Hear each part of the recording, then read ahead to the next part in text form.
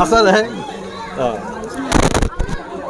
वडोदरा में लगातार पानी का जलस्तर जो है बढ़ता रहा और आज जो नतीजा ये है कि जो सोसाइटी अभी तक बची थी पुनीत पार्क सोसाइटी, उसके अंदर भी पानी 2 फीट जैसा पानी आ चुका है, घरों के अंदर पानी है।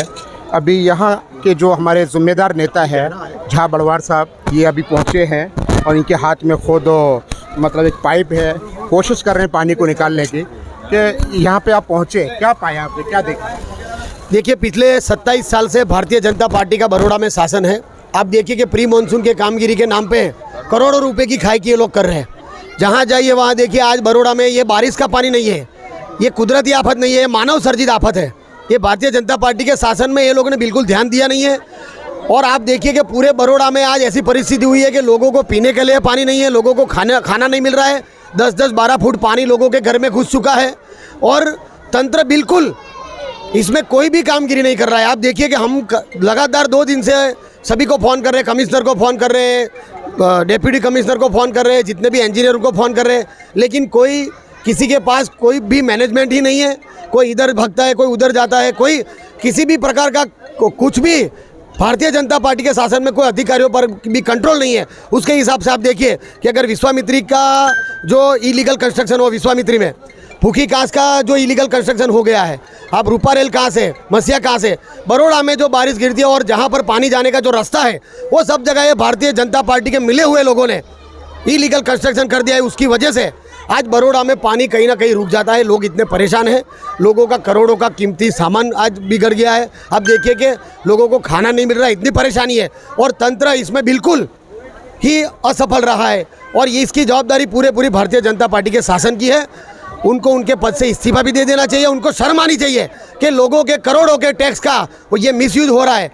और अगर प्री मानसून की कामगिरी पे ये लोग बात कर रहे हैं कि भाई हमने प्री मानसून की कामगिरी की थी, तो प्री मानसून की कामगिरी पे क्या होना चाहिए?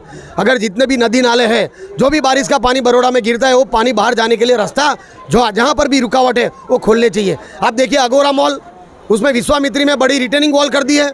हम चिल्ला के थक गए, हमने बार बार रजूआत की कि भाई ये रिटर्निंग वॉल दूर कीजिए, लेकिन ये भारतीय जनता पार्टी के शासकों ने वो अगोरा मॉल वालों के साथ मिली भगत की वजह से वो दीवार आज दूर नहीं की।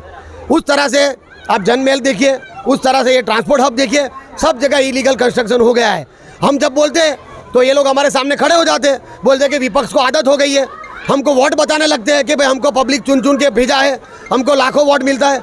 ये लोग का घमंड, इनको अभी इतना घमंड आ गया है कि उनकी लिए बड़ौदा शहर की प्रजा आज भुगत रही है। बड़ौदा शहर की प्रजा आज बहुत परेशानी में है और तंत्र को तात्कालिक इसके ऊपर एक्शन लेना चाहिए। इनके पास पुरता स्टाफ नहीं है। लेकिन कई रोज से हम लोग जो कवर कर रहे हैं, हम जहाँ देखते हैं तो पब्लिक इसमें भी खुश है। ऐसा क्या है? देखिए क्या जादू है ऐसा? देखिए, ये मैं तो लोगों को बताना चाहता हूँ कि अगर आप खुश हैं तो भाई इनमें रहिए।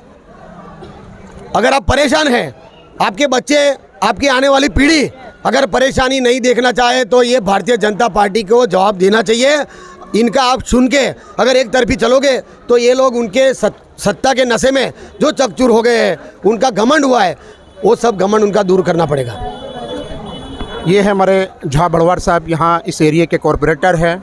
हम अभी इनको सुन रहे थे और ये हकीकत बात है कि गांव देहातों के अंदर एक मिजाज हुआ करता है कि जब कोई तालाबों के अंदर अपने मकान की दीवार को या अपने मकान को बढ़ाता है तो छोटे से गांवों के रहने वाले शख्स के अंदर भी एक आदत होती है कि वो अपने तालाब को बंद नहीं करने देता है। लेकिन वडोदरा का तंत्र, वडोदरा की प्रजा एक बिल्कुल ऐसी अंधभक्ति में डूबी हुई है कि तालाब, नदी, नाले सारे गैर कायदेसर उन पर बड़ी बड़ी बिल्डिंगें बनाकर खड़ी कर दी जाती है, लेकिन तंत्र आगे नहीं आता।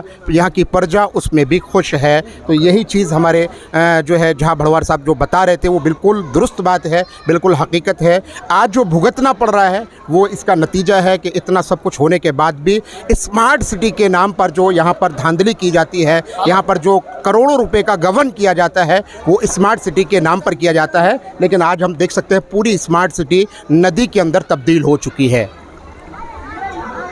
बहुत बढ़िया।